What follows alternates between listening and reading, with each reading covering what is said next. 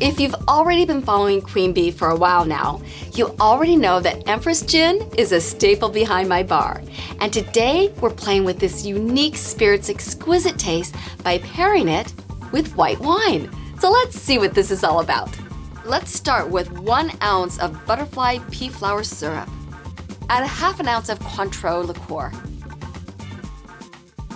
Then fill your glass with ice.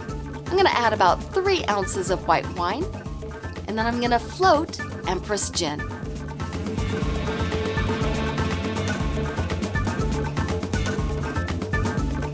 Now, how is that for royal?